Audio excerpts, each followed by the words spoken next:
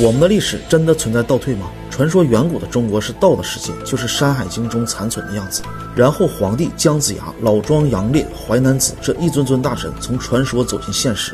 到后来形成一个传统，在乱世的时候道士下山，在盛世的时候道士上山。所以道士这两个字似乎一直蒙着神秘的面纱，我们一直很难摸清道家的真相。好在1971年的时候，长沙马王堆汉墓被挖开，这里面是一个道家宝库，它不仅有着失传的技术、失传的思想，还有着惊天的秘密。历史上的道家它究竟有多厉害呢？今天我们就来聊聊这个故事。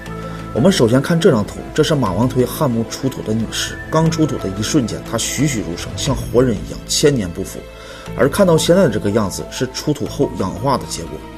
然后再看这张图，这是漆盒中装着2000多年的藕汤，刚发现的时候，藕片还在汤中晃动，可仅仅一张照片的功夫，藕汤就化成了泥水。还有在地下埋藏了2000多年的漆器，到今天都和新的一样。还有2件素纱单衣，一件重48克，一件重49克，这2件衣服叠起来可以装进一个火柴盒里。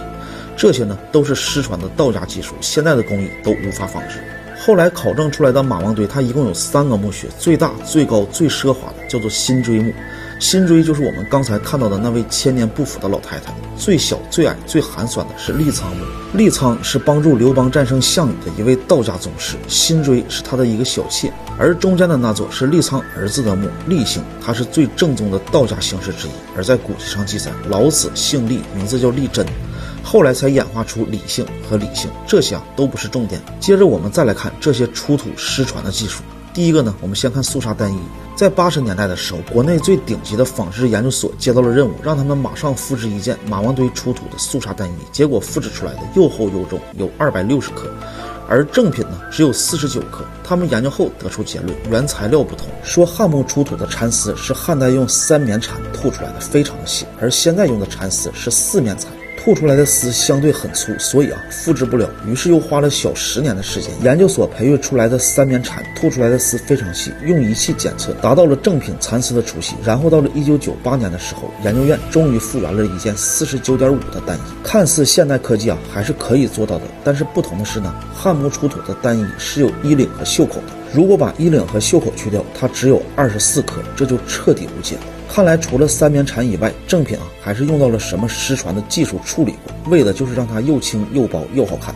我们都知道道家很多养生功法都是很讲究情趣的。后来专家也说，这2件单衣可能是辛追夫人生前最喜欢的2件睡衣，而后来用到的技术到今天也没有破解。所以素纱单衣它估值3亿美金，也是中国禁止出境的顶级文物之一。然后我们再往后听，这些依然还不算什么。考古学家还在一个棺椁里发现了一本写在帛书上的《道德经》，把上面的内容全部翻译出来之后所有的专家都被震惊了。帛书的《道德经》和现在我们流行的《道德经》竟然完全不同，其中有700多处关键的内容被后人篡改了。我们读了数千年的传世珍宝《道德经》居然是假的，而马王堆出土的却是《德道经》，德在前，道在后，德是人的修为，道是自然的规律，虽然顺序不同但是意思它也千差万别。再比如《道德经》中说大器晚成，而马王堆出土的帛书上写的是大器免成。原来老子的意愿、坚持、福报、大器晚成这种心灵鸡汤它完全不一样，而是说顺其自然吧。如果你真的是人才，不用刻意的照做，也不用别人来造就你。并且我们之前看到的《道德经》已经完全看不到关于修仙的内容，而出土帛书的《道德经》却记载了人之灵根，先天成仙也。通俗点说呢，就是古人有一种叫做灵根的东西，这使得他们天生就可以修仙并且飞升。老子的智慧太过于超凡脱俗了，他不仅看透了世界和宇宙的真相，还悟出了无数的道理，这让统治者当时有了很大的危机感。一旦普通老百姓都能悟到老子的智慧，拥有了看透真相的能力，那统治者的愚民的手段也就彻底失效了。无奈的统治者他只能篡改老子的传世书籍，让底层百姓变得更加的愚昧。在这2000多年里，《道德经》被修改了700多处，而帛书《道德经》的出土再一次让我们后人看到了《道德经》原来的本貌。而对于帛书版的《道德经》，现在学术界依然采取回避的态度，不愿意打破这长久的固有思想，名字也重新改成《道德经》才能出版。而今天我推荐这本书，它的内容呢都是马王堆汉墓出土的原文，这个大家可以放心。所以这本书极力推荐给大家，我们一起学习道家最初的智慧。